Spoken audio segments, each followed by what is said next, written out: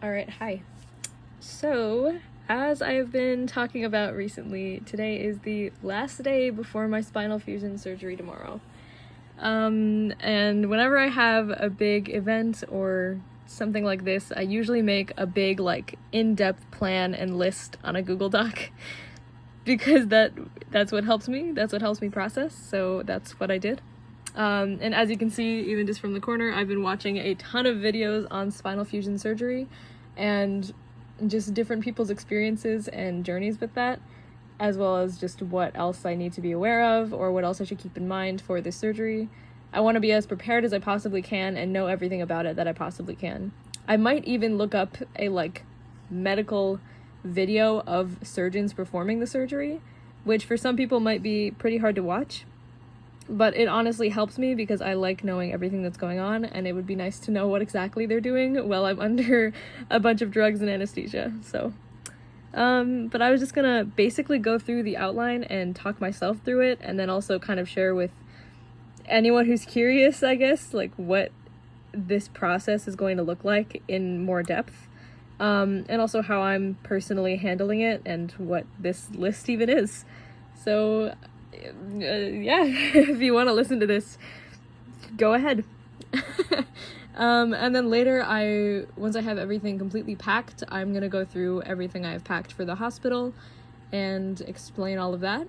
And hopefully in the hospital, I do want to take some video, vlogs or whatever, because I know a lot of people do that, and it's kind of fun to explain what's going on and what's happening, and have a way for me to cope with it, and then also look back after surgery is done and look back on how it was.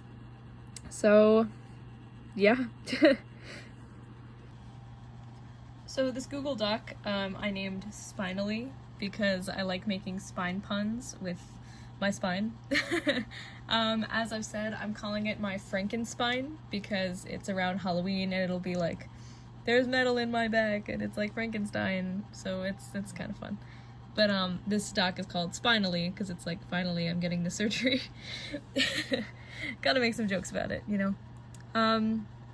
So pre-surgery, which is today, Saturday. It's not Saturday, it's Thursday. Anyway, so today is the last prep day before the surgery tomorrow, which means between 12 and 5, they said they were gonna call me and tell me what time specifically the surgery will be tomorrow, and then what time I should stop eating tonight, because I'm not allowed to eat anything tomorrow, and after midnight, I think, and maybe earlier tonight, I'm not allowed to eat anything, so. And then tonight I also have to take a really good shower and clean my back as well as I can. Obviously they're gonna do a bunch of sterilization stuff too, but it's just, extra precaution. I can still take my normal meds that I normally do, but when they call, I'm just going to ask again to make sure because I don't want to mess up anything. And then I'm going to make sure I have everything packed that I needed. I've been watching more informational videos all day, and I have an outfit picked out for tomorrow. It's actually the new spine sweater that I got that I think is really cool, and I love it, and I think it fits really well for the general, surgery vibe of spine surgery, so that's fun. And I think I said this already, but I'm gonna go through everything that I packed once it's all packed and then explain all of that and just take you guys with me on this little journey so that I'm not so alone. That sounds really sad, I promise. I'm good. So here's the outline for what tomorrow is going to look like. They're gonna let me know what time I need to leave for the surgery tonight, and tomorrow morning my dad will be driving, my mom will be in the car with me, and we will all head down to Lurie Children's Hospital to start the surgery. They also, I don't technically have to put my hair up because my hair is also pretty short compared to other people, but I'm still gonna put it up in some degree because I don't want it to get in the way constantly, especially after surgery. And then wearing the clothes that I picked out, all of that, have everything I need. Yeah, so we will head down to Chicago for the hospital. It is a children's hospital, which I honestly really like because there is more fun little decorations and things to look at, and I love visual stimulation, so that helps a lot, to be honest. But it is a little heart-wrenching to see a lot of kids in the hospital for different reasons. But yeah. So once I get there, they didn't really tell me a plan for once I get there. I know I'm going to talk to my anesthesiologist at some point, and from the videos I've seen, it's like you get basic checkups, they go over your charts and all of the pre-ops that I've had, and then I get changed into a hospital gown. I talk to my anesthesiologist, they give me anxiety medication because I requested it specifically, and I will talk to some nurses, then they'll give me some like basic drugs and start me on some IVs, and then use those IVs to administer anxiety medication, and then use those same IVs to administer the actual anesthesia, which will put me to sleep for surgery. So, yay! But, I mean, yeah, it is what it is. So once I'm asleep, they will start, like, basically hooking me up to a bunch of different things, making sure that, you know, my heart is good and blood levels and all of that. So yeah, I know I'll have a catheter, I'll have a bunch of IVs and monitors, and then after I'm all set and ready and like healthy, oh yeah, and a breathing tube and stuff obviously, then they're gonna start the actual surgery where they cut me open and straighten out my spine. So yeah. That's where I write, genuine surgery begins, aka inserting metal rods, screws, and bone grafting and all that. The surgery should be 4 to 7 hours. Usually it doesn't take a full 7 hours. Most people's takes around 5, from what I've seen, but they just have to say that just in case it does take that long. So I'll be fused from T4 to L3 on my spine, which is the majority of my spine, but luckily it's not a majority of my lumbar spine. Otherwise, that would really limit my flexibility, and I wouldn't want that. This is going to limit my flexibility anyways, but it's just going to be very different than if it were much lower. So I'll be about an inch taller, which is really cool. And then I'm going to have stitches with small bandages and then big bandages around those. And then when I wake up, I will be in the ICU, the intensive care unit. Very loopy from anesthesia, drugs for pain, very tired. I will have a catheter, which is gonna suck, and a heart monitor, an IV of morphine with pain medication, a drain in my back, and then they said that the catheter and the drain will come out soon after I wake up. But yeah, so that's a lot of things. And to control the pain, they will give me an IV of morphine with a button I can press. So whenever I am feeling in pain, I can press the button and then it will directly administer morphine to my veins, which is crazy. But they do have limits on it, so I can't just like spam the button if I'm in pain. But yeah, and all of this I will try to show as best as I can, but I am going to be very out of it, especially for the first day. And they call the day of surgery day 0, and then after that it's day 1, and after that it's day 2, etc. So yeah, that's how it will be. I will feel very lethargic, loopy, nauseous, lightheaded, sore throat from the breathing tubes, raspy voice is very typical. I am very prone to lightheadedness, nausea, and fainting, which is very, very common after this surgery as it is. So I know I'm probably gonna throw up a lot and potentially faint, and definitely feel lightheaded, which is not gonna be the greatest. Not looking forward to it, obviously, but you know, I'll deal with it. And I am actually gonna say something if I feel like I'm gonna faint, because that could damage a lot of things. So yeah, as best sleep as I can. I know that the first night is really hard when it comes to sleep because your entire body is like in pain and you're in a new place, and it's really hard to get comfortable because you can't really move. But yeah. And then my mom is gonna sleep over with me in the hospital that night. I personally don't feel like she needs to, but she really wants to, and I'm not gonna fight her on it, so it's probably better to have at least somebody in the room with me, and it has to be like a direct family member. So yeah, so that'll be chill. So that is the day of surgery, aka tomorrow. So I'm leaving a lot of this doc open because I do want to fill in certain things once I know the schedule and how I'm healing. So like, let's say on day 1 in the morning, a nurse is like, hey, we're going to get you up and walking today. Then I'll add that to this list or change things because I want to keep a consistent list if I can, just so everything's organized. But I'm also probably going to be really out of it, and I know that's not realistic to keep up a consistent list. But regardless, it's actually helping me a lot to have something like this for right now. So day 1 in the hospital will be Saturday. Usually they attempt to get me to eat small things like popsicles or ice chips is what they told me.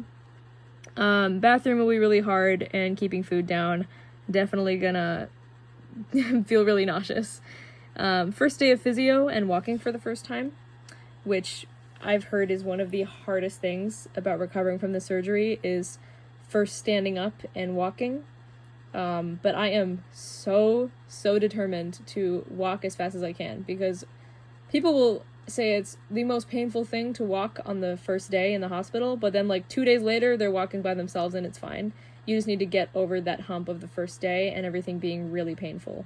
So I'm just bracing to get over these hard days, and hopefully it should be easier from there. I even wrote it'll be one of the hardest days. I'll have 2 IVs, an EKG, etc. for a while still in me. And I put Zach is coming to visit, because my dad will be coming later that day to visit, hopefully with my boyfriend, because I want to see him. And he plans to visit me in the hospital, so that's really nice.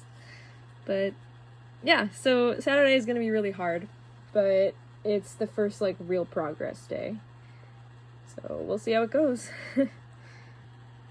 Alright, day 2 in the hospital is when my doctor or surgeon said that most patients have gone home at. So most of the videos that I've seen, people go home by the 3rd or 4th day, and I was expecting longer, to be honest. But he said that his last few patients, aka rock stars, go home in 2 days. And because of that, I am determined to go home in 2 days. Which, again, I've talked about this before. I do need to realize that I need to go easy on myself and actually let myself heal. And if I need to take longer than 2 days, then I can, because honestly, the majority of people I've seen do. Everybody is different. I can't guarantee anything. I just know I am going to try my hardest to get home by Sunday. So that's why I also left day 3 blank, because I don't know if it'll be at home or in the hospital. I'll see, but I know day 2 is going to be in the hospital, and then if I'm good enough to go home, I will go home Sunday night. So praying I can do that, please. So more physio, more learning how to do everyday things, stairs, walking, general stuff like that. It'll be really hard, but it'll be fine. And then to go home, my surgeon gave me a list of things I need to do. So I need to do the right amount of walking and stairs with physio, keep food down normally without vomiting, and then have no other medical complications, do basic daily skills, like basically show that I can handle myself on my own, or even just with family assistance without professional medical assistance. And then the last one, I'm going to have to be on laxatives, which is going to suck, but that's a necessary thing for part of this process. So there's a lot of things that are going to suck about this process, but that's just one of them that I'm going to have to deal with. None of this will be for long. It'll just be for a few days, and everybody says that these days in the hospital are the hardest, and every day after gets better. So just gotta get through these hardest days. So here's a general list for what at-home recovery will look like. A lot of this is kind of like messy bullet points, but it just helps to have everything in one place. I'm not going to have any physical therapy after surgery, which is surprising for me. I had it before surgery, but after it's more like up to me and just getting outside and walking every day and doing what I can. I can shower right after surgery, which is surprising for me because most people aren't able to. But I can shower after surgery, I just can't scrub my back. I can just let the water like run down my back, basically. I have to keep my scar out of the sun for about 3 months. So most people, like, if you want to go to the beach, you have to wear just a full shirt and make sure that your scar is covered. Daily walks, and my surgeon said 5 minutes every day and then add 5 minutes every day until 6 months, basically, which doesn't logically make much sense, but it's just the idea of doing a little bit more each day. there's a chart that they gave me of what I can and cannot do depending on how far into recovery I am after surgery. So I'm gonna be paying close attention to that. Yeah. No bending, twisting, or lifting is like the Spinal Fusion motto. No bending, twisting, or lifting after surgery for at least 3 months. 6 months is like the full healed spine where everything is fused, and that's like my permanent spine. But 3 months on average is like when you shouldn't be doing any like really hard physical exercise because it could damage things. Moving around and exercising will help. The more movement, the better it will be, even if it hurts at first. And that at home, I can just take oral, like, typical pain medication, like Advil and Tylenol for pain. And I just have to generally get used to my new back and body with time and exercise and practice. So, yeah. Then after that, there will be a follow-up appointment 6 months after surgery, just to make sure that everything has healed properly. Normally I've seen other people have other post-op appointments as well, just to check on like how my wound is healing and get x-rays and everything. So I assume they're gonna do that, but they haven't told me, and that's more like after surgery, so that's not a main concern right now. And then this is a copy and pasted chart or list of how far and often I should walk after surgery. So, yeah. And then a lot of other details and facts that I noted down that I learned from the internet, or just things to keep in mind that my surgeon told me. Having a good pillow for the car and driving slowly. I heard that getting in and out of a car is very hard because you can't bend or twist your spine at all. So it'll be really hard to figure out how to get in and out of a car, especially my dad's tiny Prius. And then bumpy roads and turbulence, it's gonna be not the best at first. And many people have a pillow that they keep behind their back, especially in the car, so that it's more comfortable and not as painful or rubbing against the seat. And I will feel extremely stiff at first, which a lot of people are like, oh my gosh, I'm never going to be able to do this and this again. It's going to feel so stiff and painful. But then you get used to it and life moves on, and then you barely even notice that you had the surgery years later. So that's good. But at first, I just need to remind myself that the stiffness that I'm going to feel at first is not forever. I will be stiff and less flexible, but not as stiff as I will be for the first few days. So, yeah.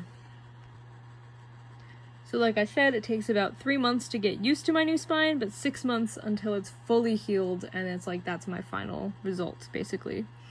I learned from several people who have had the surgery just to remind myself to eat slowly and let my body process. Then I'll have less stomach pain, but I have to eat a little bit before meals. So I know I'm going to have a really low appetite, but I'm also going to have gone days without eating very much.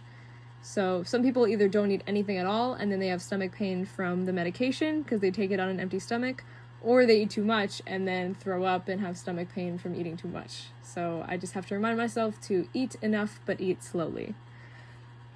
Taking out the catheter when I'm awake will be very uncomfortable. They put in a catheter while I'm under anesthesia, but then they have to take it out while I'm awake after, which is not going to be fun. The pain is not guaranteed to go away after surgery permanently, but pain will be different. That is a long story, and I need to see how that will apply to my case, because I do currently have pain with my scoliosis. And then after surgery, many people complain of pain, but it's a different kind of pain, and it's nothing that can't be solved with massage and physical therapy, unless they genuinely mess up the surgery and, like, you pinch a nerve or something. So, chairs and leaning back is hard because your back is very stiff. Yeah, just gotta exercise lower back and bring pillows everywhere for a little bit. At first, I will be very, very uncoordinated, very stiff and robotic-like for about 3 months, and need help with basically everything. Like, even, like, tying my shoes will be really hard for a while, because I can't bend down. So I can find other ways to do it, and I'm very determined to, but I admit that I will need a lot of help at first. Alright, some other little fun facts about this is that I will not be able to slouch anymore at all after the surgery, so I will have permanently good posture, so no more shrimp back bending. I will be permanently straight, so that's pretty fun. My back will feel numb after surgery, right after surgery, and then maybe years down the line. Some people have just tingling in their fingers or toes or their back because of nerve damage, but they do their very, very best to minimize that. So the most I should feel is a few little numb spots on my back, but that's about it, which is good because I don't want more nerve damage than that, obviously. I already said that Scar can't see the sun for a while. No food. Learning just how to relax my muscles, especially my shoulder muscles, to not be so tense, so that I'm not always super stiff, and that I can learn how to relax with my stiff back. Just because my back is stiff doesn't mean my muscles have to be. And it'll be easier if I learn to relax them. Everything will hurt at first. I'll be more myself as the meds wear off and I get better. Just having to get used to everyday things again. I will be really drugged from medicine and anesthesia. I won't remember a lot and will be really loopy and really tired, probably sleeping a lot and not up for much. Definitely gonna throw up and feel lightheaded, and I'll tell them if I feel nauseous, and especially lightheaded if I pass out, like I said. Walk, no matter how much it hurts, just keep walking. Like I said, walking is the best thing that you can do, even if it hurts. Just gotta get up and keep trying to walk. So I am determined for that, and I'm gonna walk as much as I can, as best as I can. The first few days will be the hardest, things will get better. A lot of that. And then after that, the rest of this is more personal stuff and later stuff. So this is just my basic outline for what the surgery will look like. And yeah, I just wanted to share that. I have some more things that I want to get done today. I need to make sure I have everything packed and ready, which I'm going to do directly after this. And then I will share with you what I have packed for tomorrow, and I will kind of just go through a basic vlog of this surgery, because why not, I guess. And I also just wanted to say I am extremely grateful for my boyfriend and his family, because they have been through several surgeries themselves, as a family, and he is very determined to be there and help me and take care of me in anything I need, which is very nice, and does make this whole process a lot easier, knowing that I have somebody like that who has some experience and actually cares about me and stuff. So thank you for all of that. It really, really means a lot. So I'll be fine.